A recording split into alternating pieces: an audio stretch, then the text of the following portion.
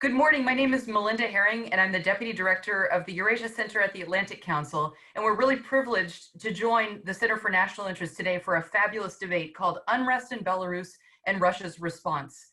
We love working with the Center for National Interest because it's one of the think tanks in town that really welcomes a really vigorous debate. And you are in for a treat today. Now it's my turn to turn things over to Jacob Halbrand, the editor of the National Interest. Over to you, Jacob.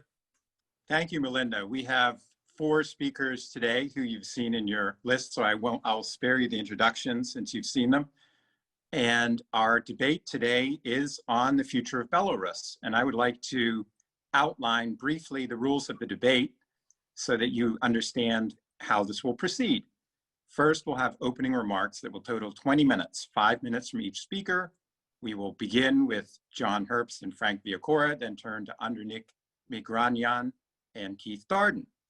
Then I, the moderator, Jacob Halbrand, the editor of the National Interest, will question John Herbst and Frank Viacora for a total of 5 minutes. There will be a rebuttal from Migranyan and Darden. Then we do it all over again. I will question Migranyan and Darden for 5 minutes. John Herbst and Frank Viacora will have a 2-minute rebuttal. Then comes the ultimate. You, the audience, get to ask questions for 25 minutes. And if you look at the bottom of your screen, you'll see that there's a Q&A tab. Just send in your questions, and I will be delighted to read them to the appropriate debater. With that, I would like to kick it off to begin with John and Frank, who will address where is Belarus headed, and is there much, if anything, that the United States could or should do? John, please begin. Okay, thank you, Jacob. It's a delight to be here. For me, this is not so much a debate as a discussion, and it's useful for 2 reasons. One, Dr. Migranyan provided an astute analysis of Kremlin policy in the national interest on September 2. He suggested that Moscow would not send troops into Belarus, and that Moscow would ease out Mr. Lukashenko, President Lukashenko. That's reason 1. Reason 2, again, this is not really a US-Russian debate. It's a discussion about the future of Belarus, and a discussion less for Americans and Russians, and principally for Belarusians. Now, I would not be here today without my discussion partner, Belarusian journalist Frank Viacora, who has devoted his life to helping build a democratic Belarus, and is now an advisor to Svetlana Tsikhanouskaya, who received the majority of votes in the August 9 presidential election. So my hope is that this current crisis in Belarus will end without an additional violence, and that it will reflect the genuine democratic choice of the people of Belarus. Those goals or those hopes, I think, are consistent with Washington's policy in Belarus, as well as the policy of the EU and the key European states. There are some grounds to think that this is possible, and that Moscow will not try to prevent such an outcome. Most importantly, there is at this stage no geopolitical element to the crisis. There was a geopolitical element to what was happening in Ukraine before Moscow's aggression there, but there's none really in Belarus. The protesters in Belarus, Ms. Tsikhanouskaya, and other opposition leaders are not looking to change Belarus's foreign policy orientation. They are still, in general, favorably disposed towards Russia. This resembles the situation in Yerevan when Mr. Pashinyan came to power in 2018. And as we know, that happened peacefully without outside interference. So there is some hope this could happen in Belarus. Also, Professor Migranyan suggested that Moscow understands that Mr. Lukashenko cannot stay in power and can be eased out after a decent interval. And lo and behold, within days of Mr. Migranyan's analysis, President Lukashenko told the Russian media that perhaps he had stayed in power too long, a very positive signal in my judgment. Having said that, this may not be enough. Why? The people of Belarus voted overwhelmingly for Ms. Tsikhanouskaya. And of course, we all know that President Lukashenko inaugurated himself as president again Wednesday in seclusion. Moscow recognizes his legitimacy and apparently refuses to deal with President-elect Tsikhanouskaya. And of course, a second factor is that President Lukashenko is employing force and violence against the people of Belarus. Over 100,000 protesters gather every weekend in Minsk to protest the election.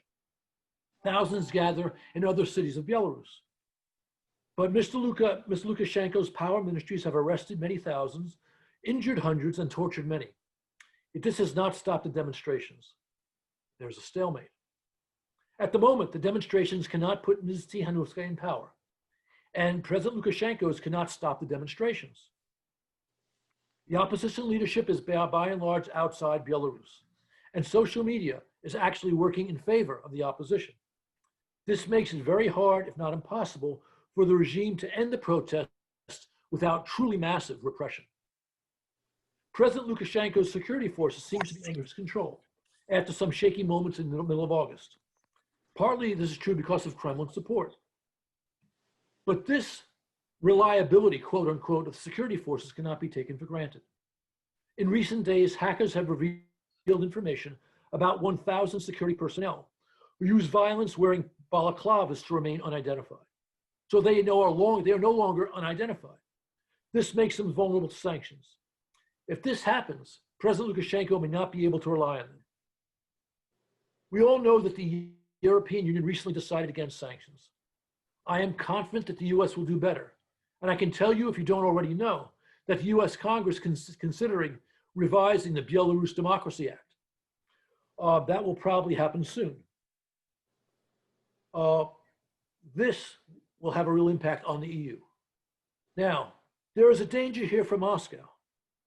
Again, Belarusians are well disposed towards Russia, but standing too close to President Lukashenko and his repression can change that. Sending in troops to shore up Lukashenko or another leader acceptable to Moscow would certainly turn the Belarusian people against the Kremlin.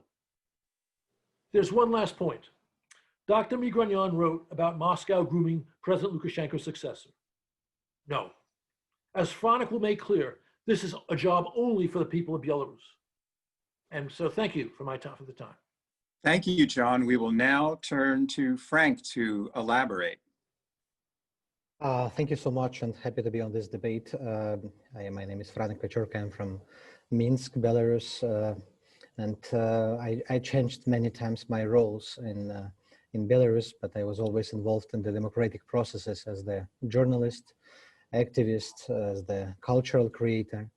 And I'm very happy to see everything that's happening right now in Minsk, because I see the results of many years' work of myself and many others people. And I also feel that many years' support of the United States, of the Western countries, international organizations, finally all these programs, they give fruits.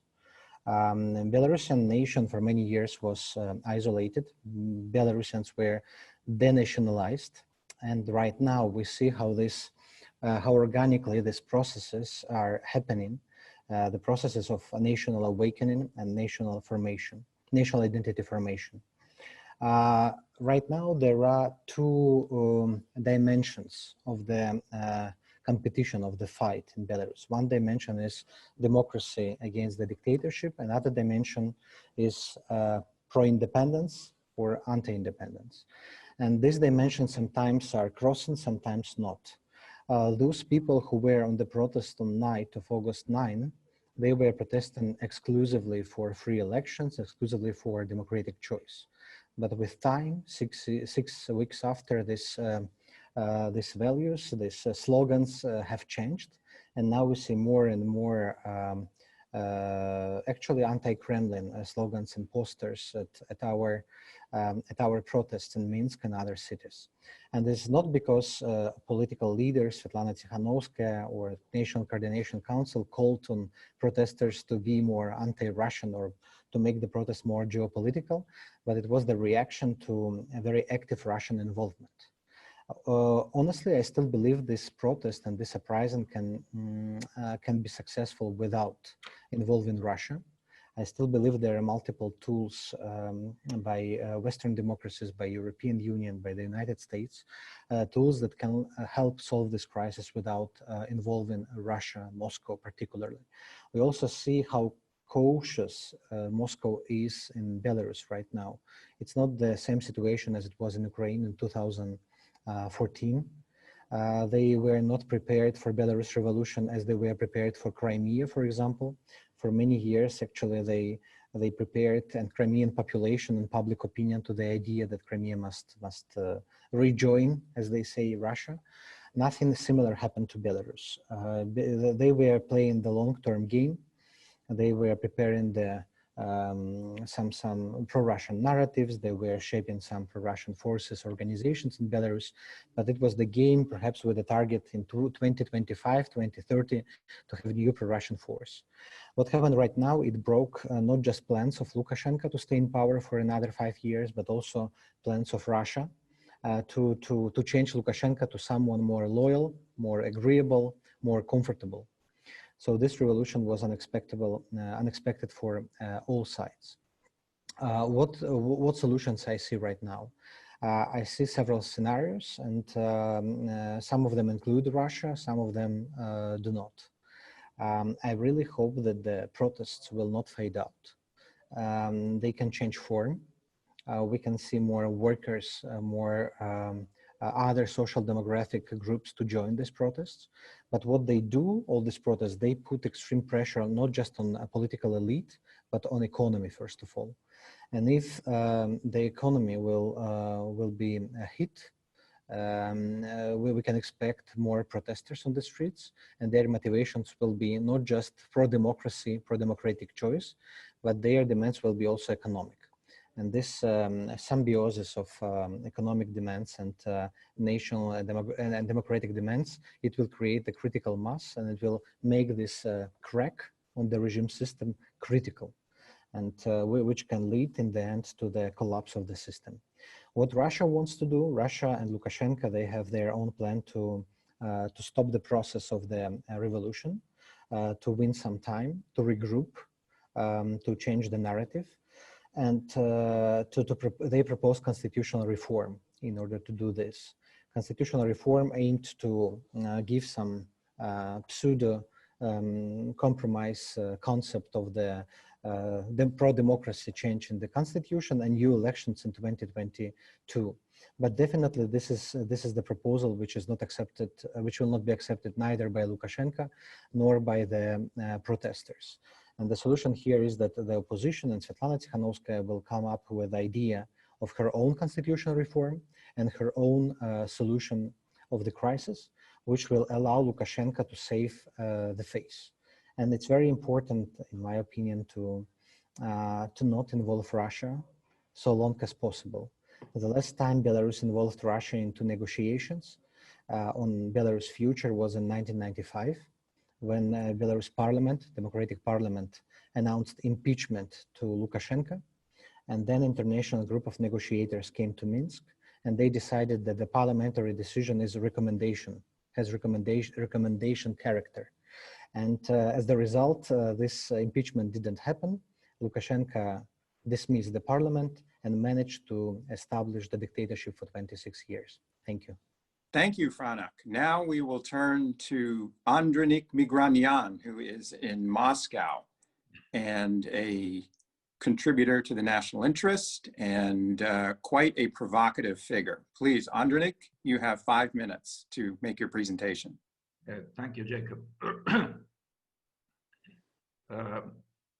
I think that very clearly I formulated a couple of things in my piece, and I am happy that even Ambassador Herbst didn't have anything special to argue my conclusions. And again, I would like to formulate in a bolder way some of my positions on this issue. You know, Russia was not happy for a long time with Lukashenko, and but Russia is not happy to repeat the situation which happened in Kiev and in Ukraine, which means either Lukashenko or chaos. Russia is in favor of Lukashenko. This was the case, and Jacob knows that, and with Dmitry Symes, we did many times in Washington on this issue. Either chaos and ISIS or Assad, Russia was in favor of Assad, because Russians are very rational. Putin is very rational. You can't change somebody if you don't know who is coming next. Tikhanovskaya is not substitution. And we know what happened in Kiev when Americans were insisting Yanukovych don't use force and just give away and go to compromise. He was just overthrown like a junk. That's why nobody is going to repeat this kind of idiocy in foreign policy on behalf of Russian authorities. But of course, as I said, Russia would like to have serious reforms in Belarus. Russia will be happy that Lukashenko already said that he is too long in his position in Belarus, and it's the time to leave president's office. And that's why Russia is ready to help him to really rewrite the constitution, to organize new elections, and to help to create a new legal and legitimate authorities in Belarus, but not like in Ukraine. And you know, the young fellow from Minsk, a nice guy, said about being with Russia or without Russia or something like that. It's, I think, very unwise. And I agree with Herbst, which is more experienced in this sense. He referred to Armenia. And I must tell you, as an Armenian, very closely following what's going on over there, even Pashinyan and his young Turks, who were, you know, on payroll of Soros and many Western American, European foundations, they were smart enough not to invent a geopolitical dimension in Armenian events during this crisis in 2018, when they overthrown the authorities in Armenia. And in Belarus, like in Armenia, everybody knows that geopolitical dimension to put before the Belarusians the choice, you are for Russia or for the West, is counterproductive. It's gonna, you know, divide the people over there and create serious problems for opposition, first of all. And second, of course, everybody knows that Belarus is totally dependent in economic sense from Russia. And Russia, it's Russia's good will and Russia's enormous amount of money is keeping Belarusian economy afloat. And you know, all the factories which are working and all Belarusians are going to work and getting money and salaries, it's because Russia's enormous economic support of Belarus. But Russia would like, of course, to have economic changes in Belarus, political changes in Belarus, but of course, Russia is in favor of closer and deeper cooperation, not even trying to absorb Belarus or, you know, to limit the sovereignty or independence of Belarus, because it's not a joke when Lukashenko is telling that we are the same nation. Russians and Belarusians are the same nation, and that's true. And for the overwhelming majority of Belarusians, this is the reality. That's why I am, again, I can just repeat what I said. During a 2-year period, I hope that we'll get rid of Lukashenko, we'll have a new constitution in Belarus, and we have a deeper cooperation between Belarus and Russia. And don't, you know, create a panical situation that anybody is going to invade, to occupy, to destroy Belarusian statehood. That's all is fantasy. Fantasy. Andronik, thank you. Right, doesn't have any real touch of the situation on the ground. Thank you, Andronik. We'll now turn to Professor Keith Darden. Thanks. Yes, I'm a professor at American University, and Franek failed to mention that he is also a graduate of American University, so we're very well represented on the panel today. I'd just like to start out by saying that I agree with Ambassador Herbst. This is more of a discussion than a debate, and I think all of us actually, including Professor Migranyan, we all agree about a lot of the fundamentals here. And my personal sympathies are with the democratic protest movement. I should also point that out. I hope that they are successful in ending a quarter century of authoritarian rule in Belarus, but I do not think that they will be. And so I wanna focus my comments on two things. One is where I think things are likely to go in Belarus, and what I think the West is capable of doing in this context and should do. And sort of in keeping with those opening comments, I would say that support for democracy and freedom, which is a hallmark of the West, is not the same thing as having the tools to promote it from abroad.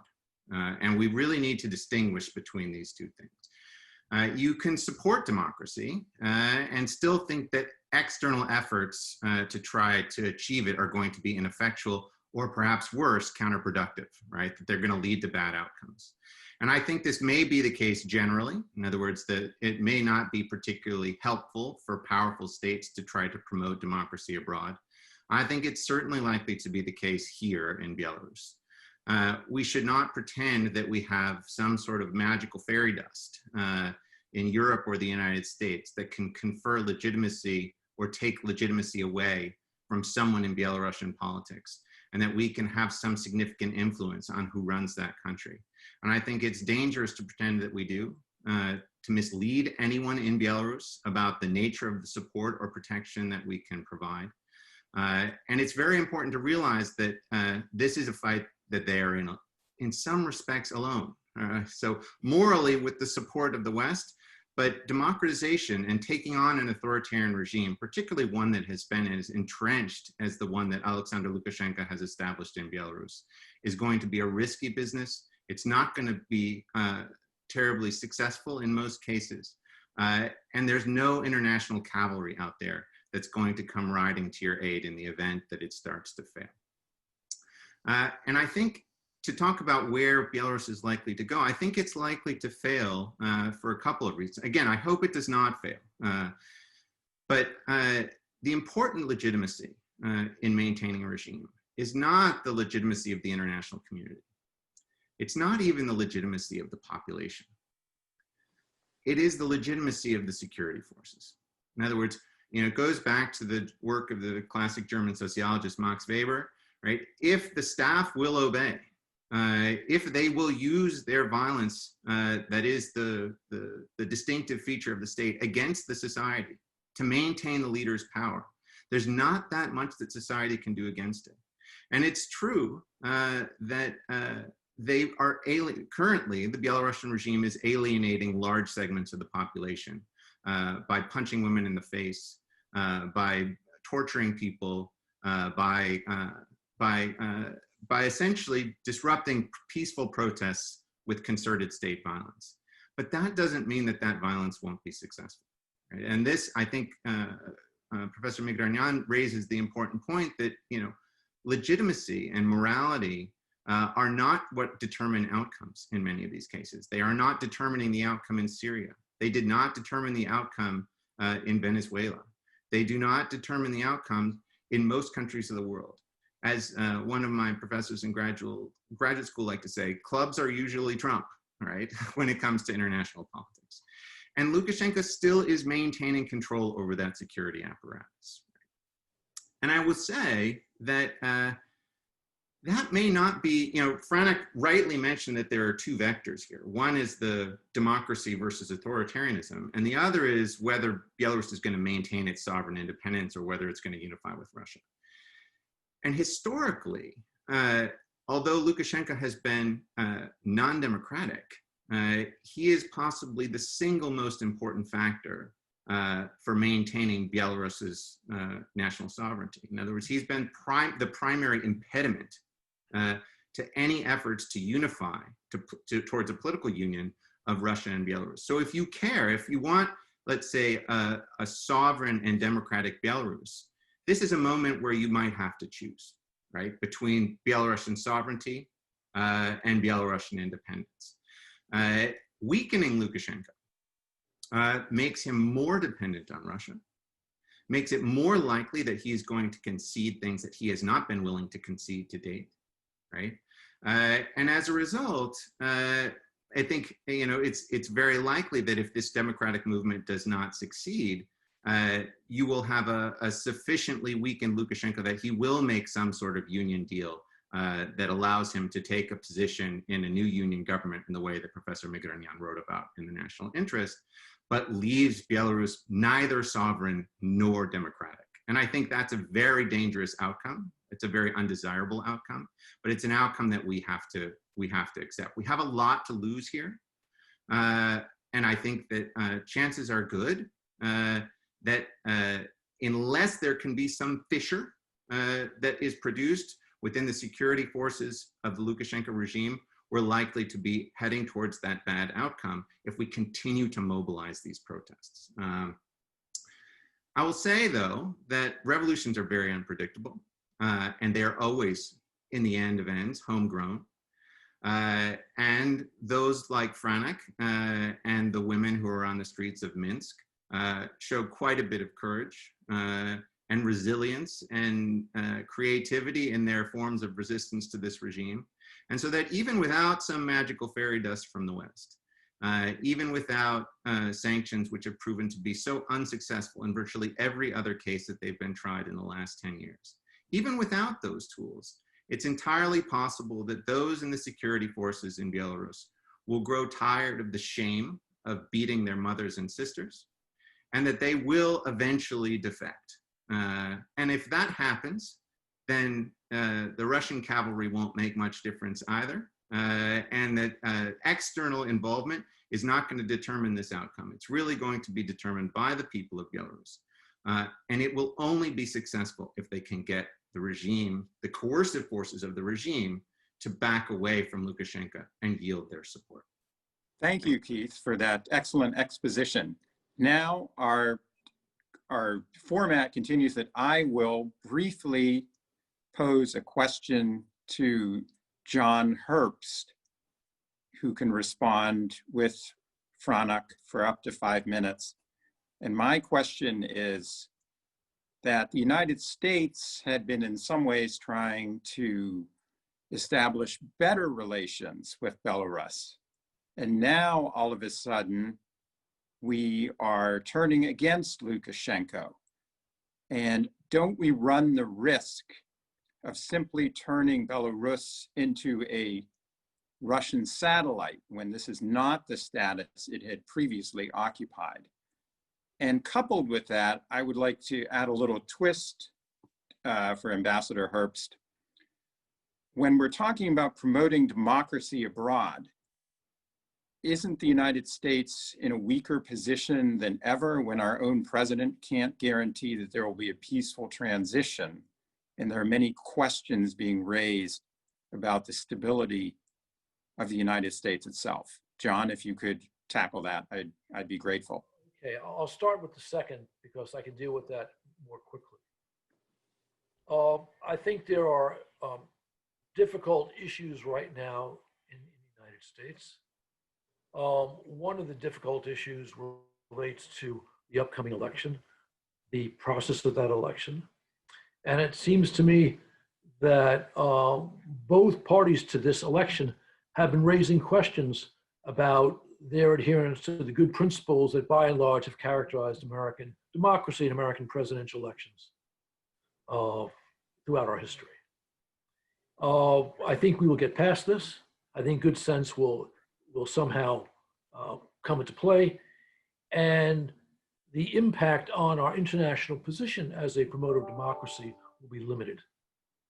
Now, concerning your first question, it was a good, sophisticated question pointing to the tensions in American foreign policy, not just vis-a-vis Belarus today, but in the post-Soviet space, since there's been a post-Soviet space, and for that matter, around the world.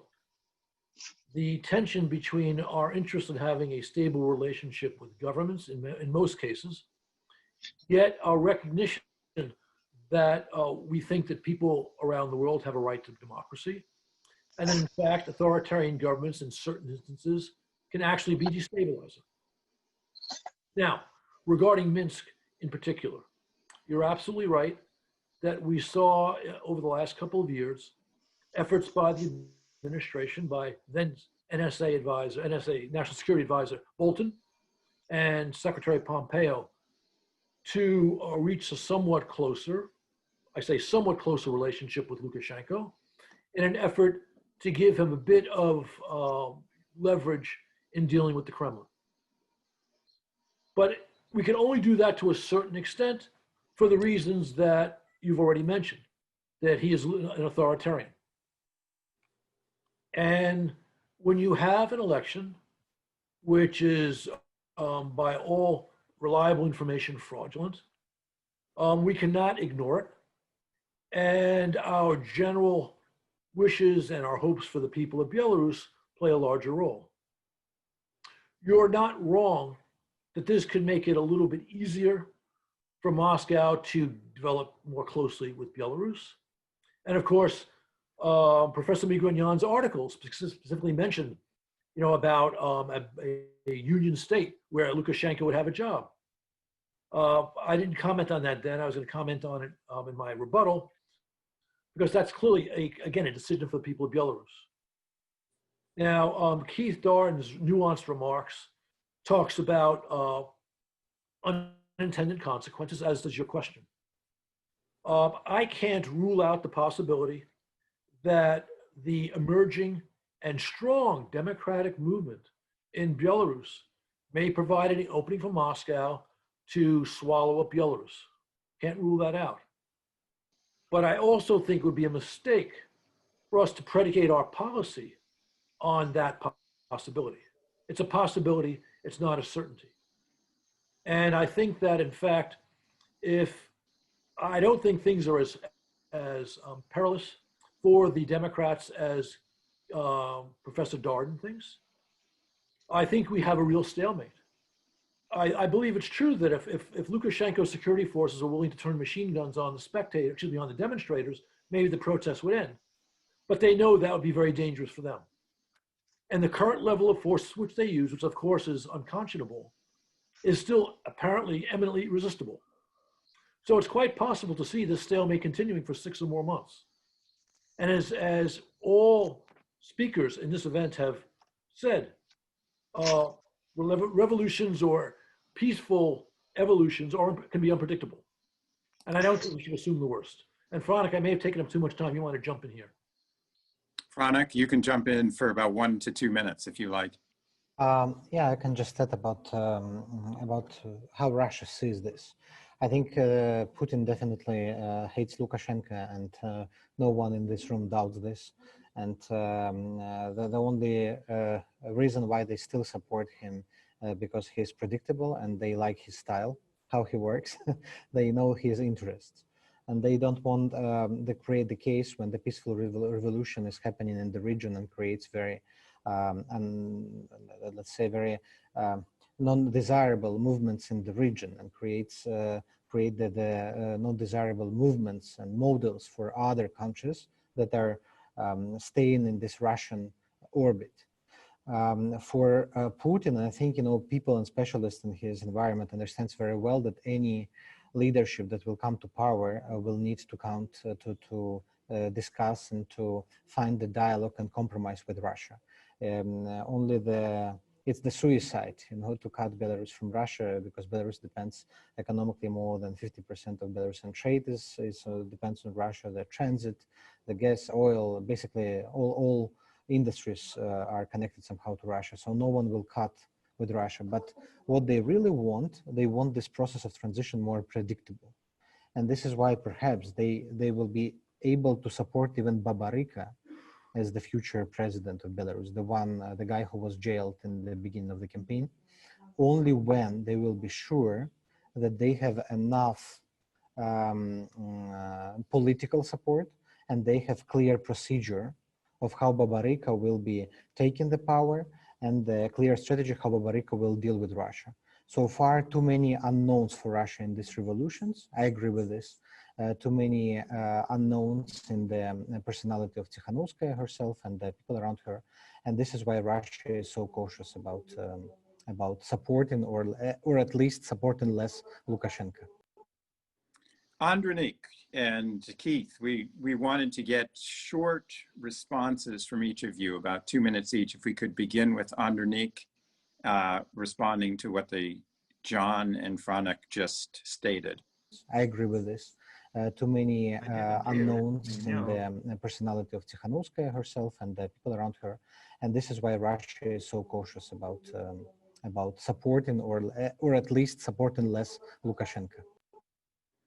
Andronique and Keith, we wanted to get short responses from each of you, about 2 minutes each. If we could begin with Andronique responding to what John and Franek just stated. I didn't hear anything new, which is good, which means that, you know, I agree with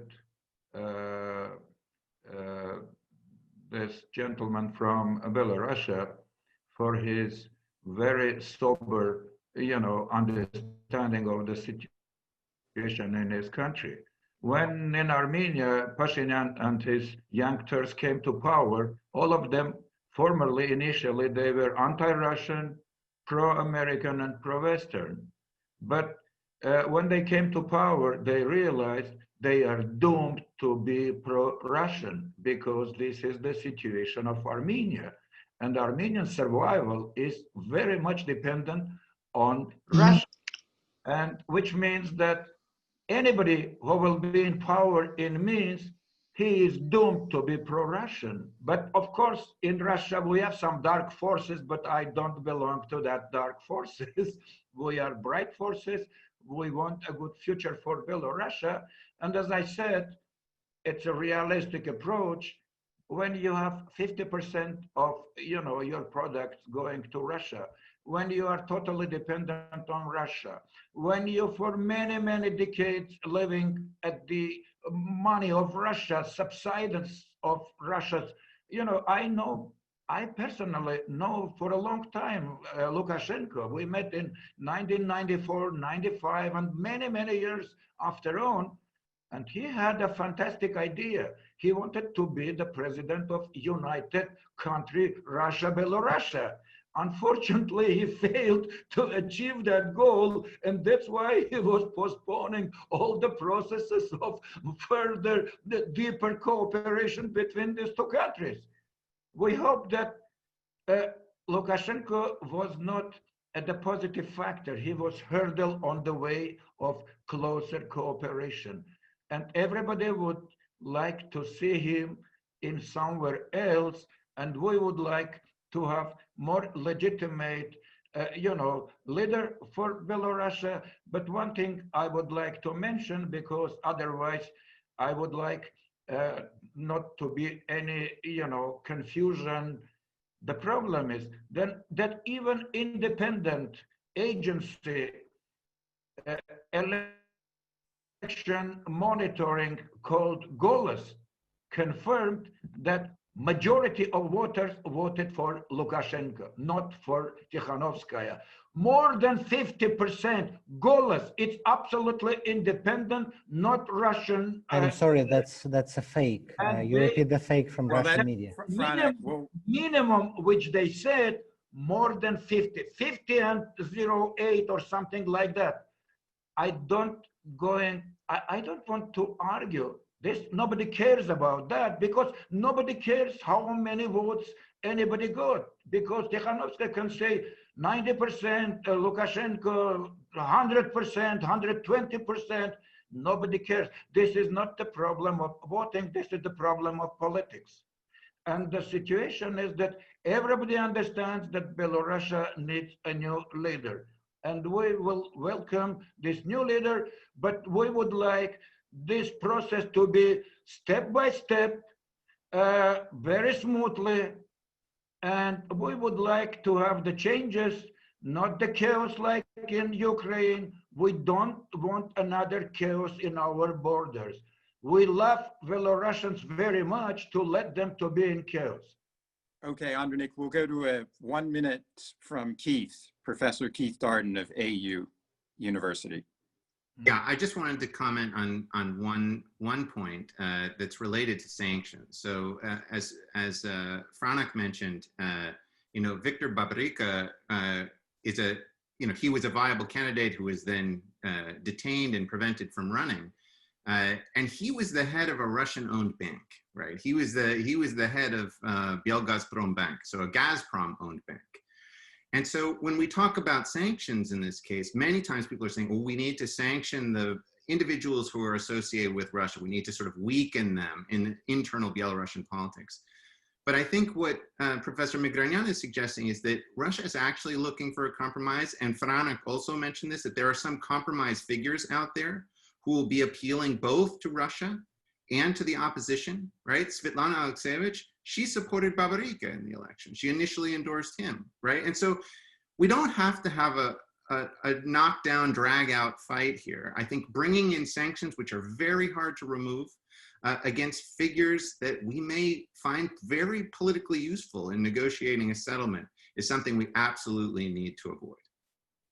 Okay, so Andronik once wrote a famous article in the late Gorbachev era called "We Need an Iron Hand," referring to the need for order as the Soviet Empire collapsed. Now we need iron hand in America because you are in chaos, and we need Trump to be iron hand guy who can we can get to law that. and order in the country.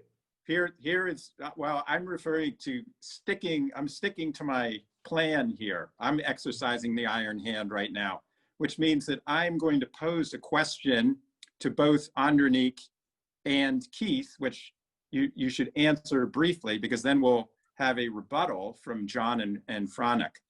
And so my question, Andronik and Keith, is probably directed mostly to Andronik, is what's in it for Russia to bolster or even prop up Lukashenko? I assume the last thing you want to do is send in troops, but why are you allowing yourself to get mired in this little country? Is it really in your national interest to get pulled in by Lukashenko, who only a few months ago was holding Russian proxies captive and is not close to Putin? So tell me, why are you all of a sudden on the Lukashenko bandwagon? I thought that I clearly formulated Russia's position. We, as I said, again, I'm going back to the situation with Assad and ISIS. When Americans said, Assad must go, but Putin asked, Obama, who will come after Assad? No answer.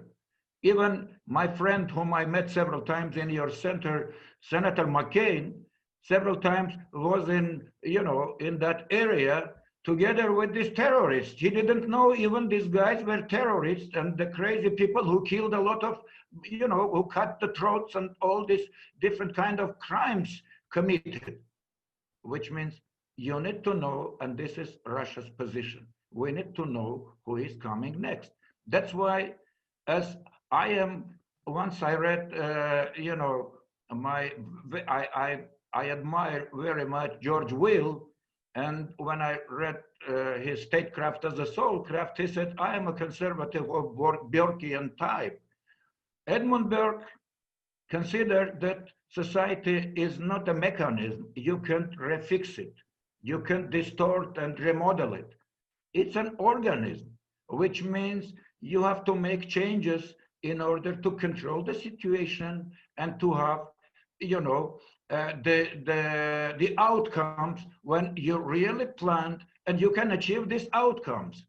That's the problem. We, as I think this young Belarusian scholar said, that nobody likes Lukashenko, and might be even Putin doesn't like him, and even in Belarus. Andronik, with that, I will turn to Keith for a brief comment.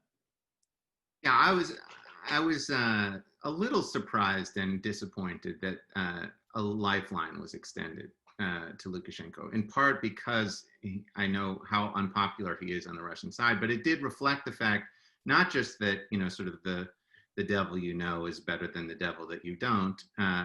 But that this crisis has brought Lukashenko to his knees, and Lukashenko on his knees is a better negotiating partner for Russia than the alternative. And I think that's unfortunate, but I think that's the reality of why they're keeping him along. So we are close to question time, but there will be one last response from Ambassador Herbst and Franek Viachorka, who have been waiting patiently.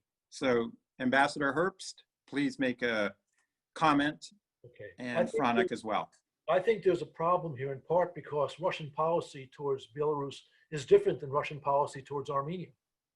There was no talk when Pashinyan came to power that there must be constitutional reform and that there must be a 2-year delay before the then leader of Armenia would leave. If Russian policy towards Belarus was similar to Russian policy towards Armenia, they would welcome Ms. Tsikhanouskaya, who did win the election, and they would reach an accommodation with her. So the problem is that Moscow is trying to keep in power a deeply unpopular person. Point one. Point two, I'm struck by Professor Darden's very low definition of legitimacy as essentially whoever has stable power. Stable power meaning the ability to, as the Athenians did in the Emelian dialogue, impose their will on a weaker party. I don't think that's legitimacy. I think that's blunt force. And I think that it would be very hard for the United States to endorse that as an outcome, even though we may recognize that in certain places, that's in fact the situation. Last point. There's been discussion of sanctions if sanctions have not been effective. I think that's nonsense. I think the sanctions against Russia for its aggression in Ukraine have been very effective. They cost the Kremlin 1 to 1.15% of GDP growth per year. Since Moscow is pursuing a revisionist policy focused on Ukraine in the first instance, I think that's very much in our interest. And of course, that's why the Kremlin at every opportunity is trying to get them lifted. And I think sanctions in connection with, for example, security forces in Belarus, the Russian journalists who are now running Belarusian TV, can be an effective contribution towards a democratic outcome in Belarus. Franek, over to you. Franek Viachorka, your brief response. I also believe that sanctions work. In case of Belarus, we saw several times when sanctions actually released political prisoners, and people like David Kramer were coming to Minsk, negotiating with the presidential administration on release on former political presidential candidates, and it worked. And the only demand of Lukashenko's people was to lift sanctions. So it works, but perhaps it's not the silver bullet. It doesn't solve all the problems. It doesn't make the country democratic, but it put pressure on the regime. And right now, this pressure is super important because this pressure is the guarantee that the revolution will continue, that the protesters will stay on the streets, that the system will continue collapsing. Because right now there is no stable situation in Belarus. Lukashenko understands that all the system is collapsing day by day. More people quitting their jobs.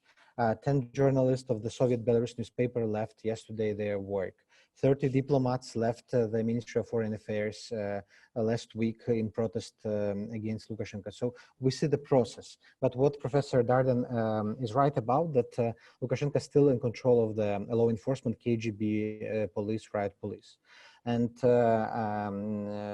he has this control, and this helps him to keep protesters to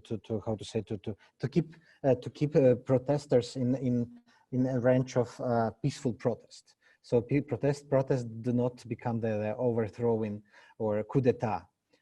Because if this riot police will not stop the protesters, definitely the protesters will seize the presidential palace on the night of August 9. I am pretty sure about this because there was such mood back then, two months ago, and I'm definitely sure that I'm very optimistic about the changes in Belarus. The worst thing that can be done right now, the status quo, because I always repeat that Lukashenko is on the leash of Putin leash. The only thing is changing the size of the leash. Sometimes the leash is longer and Lukashenko has more freedom to place his own game.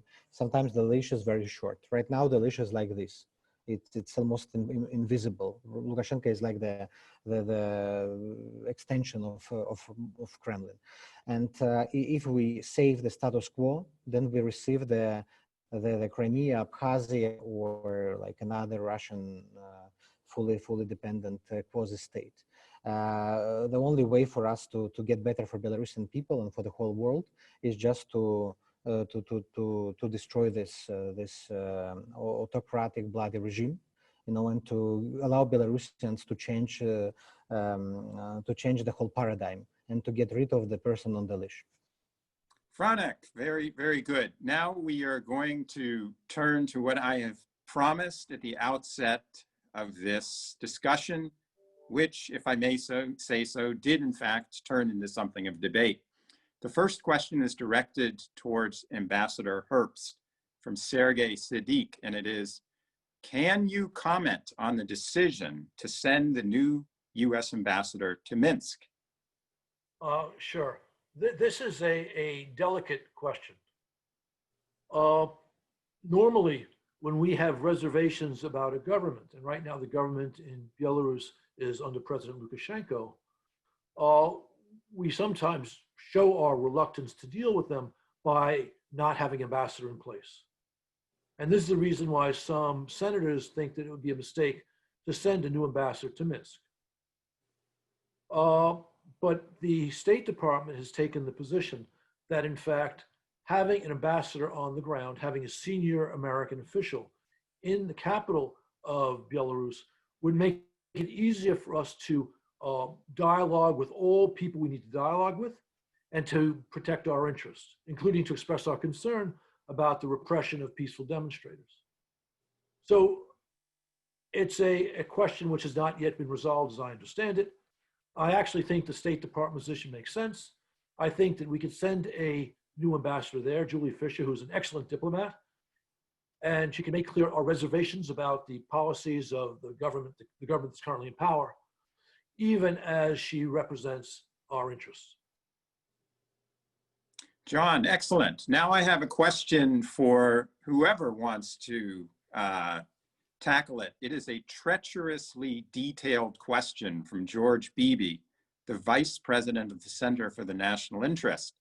He asks, would all parties, Russia, Belarus, the US, the European Union, be comfortable with an Armenian solution in Belarus? If so, what specific policies from the United States and the EU would in fact facilitate that outcome? John, do you want to tackle that first?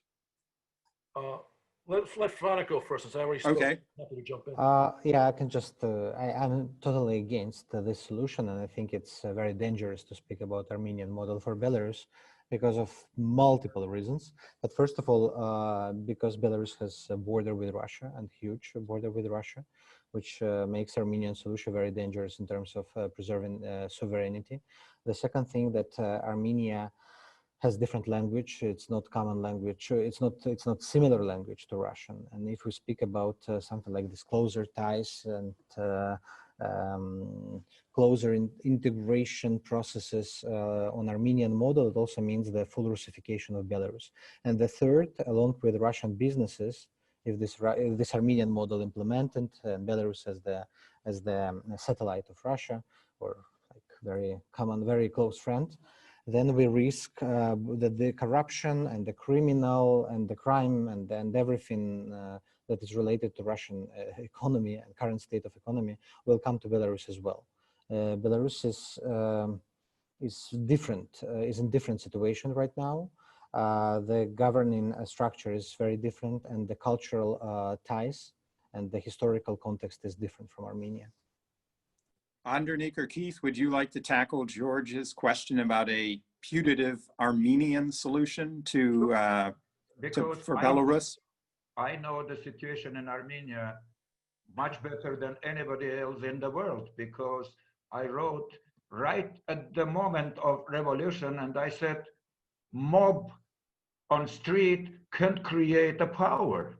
Mob created power is a disaster for the country.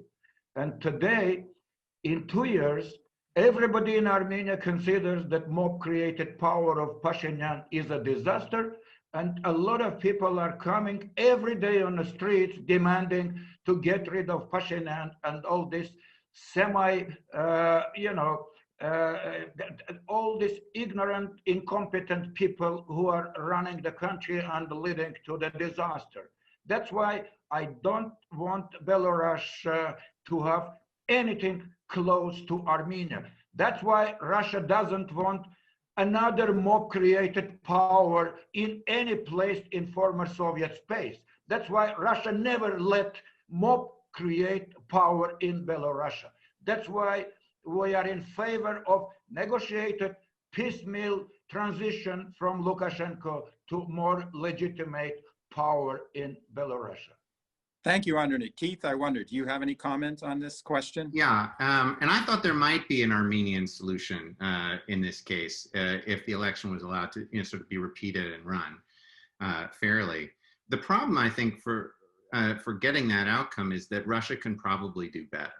And it wasn't clear that they could do better in the Armenian case. And there was no risk in the Armenian case. I think with the EU right next door, with the situation with Ukraine, the Baltics, there is always, I think, in the back of someone's mind, the notion that you could lose Belarus in some context, that they might, not cooperate to the same extent in military affairs, even though Belarus is so profoundly dependent on Russia in almost all spheres. I think there's more of a risk associated with leadership. Let's say it's, somebody who as Franek pointed out, is more in that sort of very small minority of the Belarusian population that sort of adheres to a kind of anti-Russian nationalism. They don't want to play that game.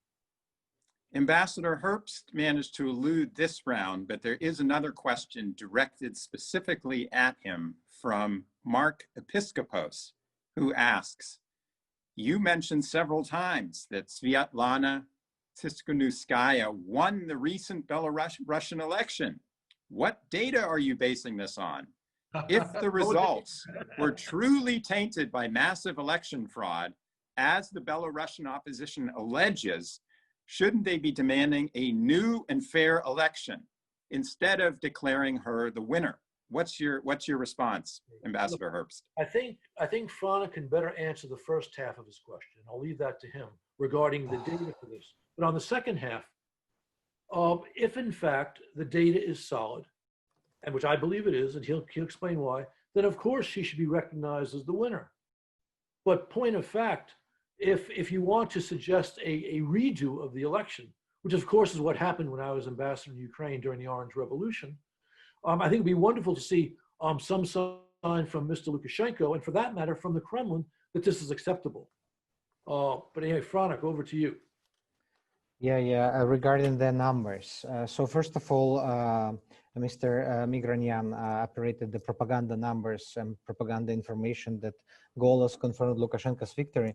In the Golos system, 98% voted for Tsikhanouskaya, but this is not very representative voted because only Tsikhanouskaya supporters perhaps participated in the system. But what Golos has done, they collected information from the official state protocols. The protocols that were published. Only 20% of protocols from the district commissions were published, and 80% were hidden forever. We will never know their real results. And they proved that Lukashenko was the winner. No, even official protocols show the discrepancies. Official More than protocols, 40. more than 50% showed that Lukashenko was the winner. This is a figure which we published and you published in Belarus.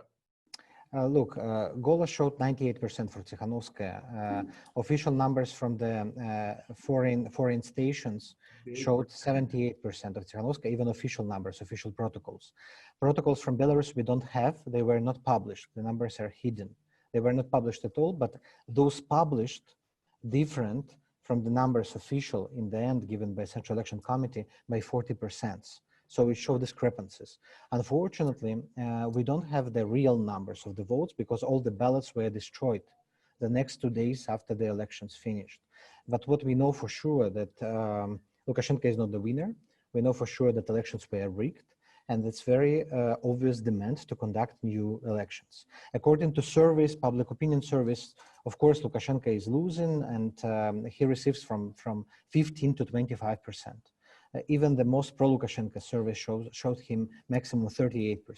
But it doesn't matter. It doesn't matter because the only demand of Tikhanovskaya is to have the dialogue to conduct new elections. So she says, I am the leader who aims to bring you to new elections. So she is the technical person who is ready to take the political task, political mission to bring new elections. And this is quite fair. This is not the legal procedure. This is something unique, perhaps in European history. And if this will happen, that would be the model perhaps for other problematic countries in the future for transformation. I'm willing to go one more round on this if you want. Do you want to respond, Andronik? Oh, I agree only on one point here, that of course all this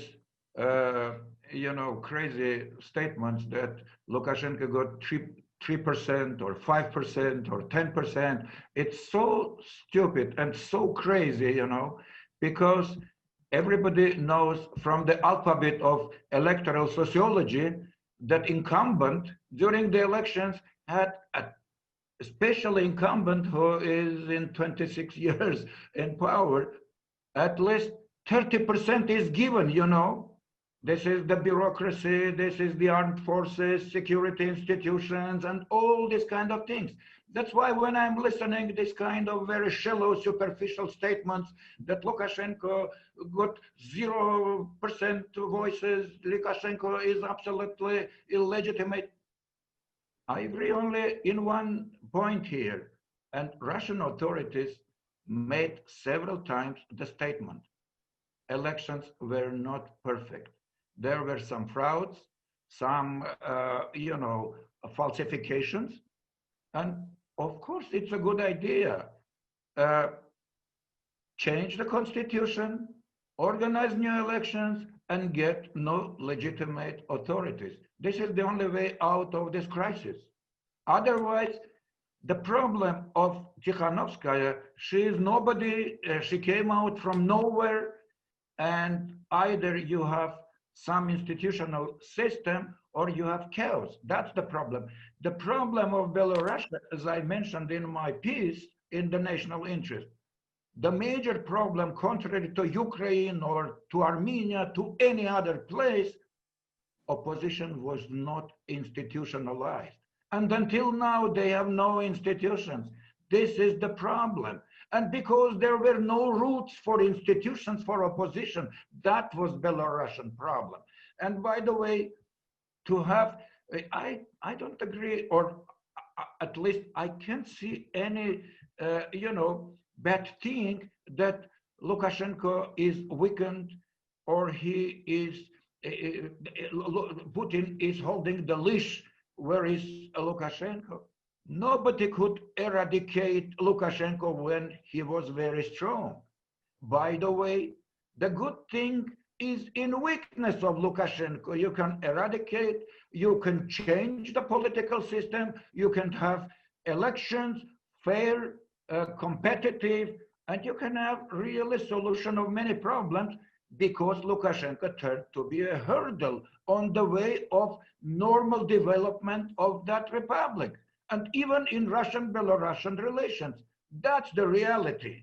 Everybody wants changes, and that's why I can't agree with Kit. Kit said Lukashenko is weak, that's why it's make Belarus easier target or easy to swallow by Russia. Nobody is going to swallow. We feed Belarus for 30 years not to swallow Belarus. We want them to survive and we want them prosperity and development, not the fate of neighboring countries. Look at the Baltic republics.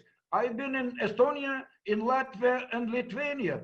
Total destruction of economy, total destruction, total exodus of the youngsters from these republics. It's the well, Andronik, yeah, and Belarus still is industrialized country and still has a market, and a lot of Belarusians have fixed jobs and they are enjoying their life. They don't, Thank you, of Andronik. course, We need to give they Franek don't a chance know to what's going to respond. happen with them. Look at Ukraine, look at neighboring countries.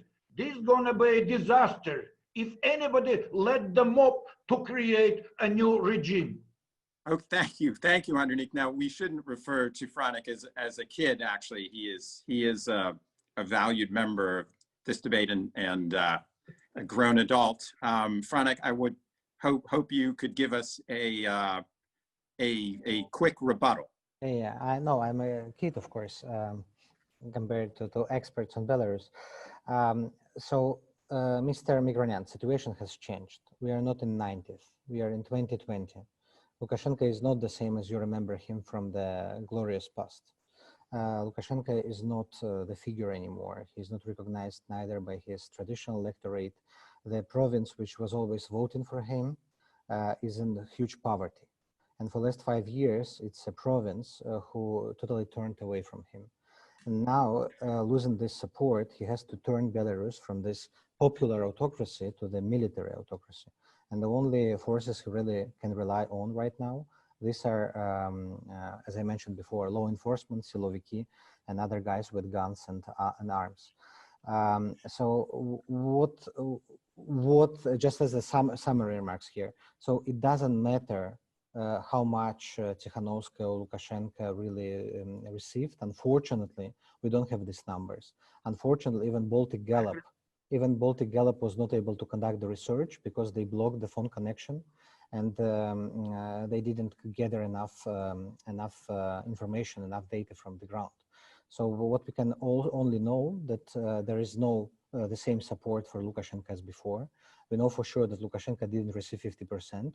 We know there is a huge wave of protest and anger because of the police violence, which became another electoral topic after elections, by the way. And we know for sure that the crisis resolution is in new elections, because this election, that's like a tipping point, you know? And we need these new elections as the solution of the crisis. There is no other solution. Andronik, we have to stop here because I am ruling this with an iron hand, and we've already gone over time, and we haven't answered I haven't even asked all the questions. So with that, I would like to thank all of the participants for what turned into a feisty, lively, and highly informative discussion between all of our participants, Ambassador Herbst, Frank Wieczorka, Andronik Migranyan, and Professor Keith Herring from American University. I thank all of you for participating in this. And with that, I'd like to conclude our discussion.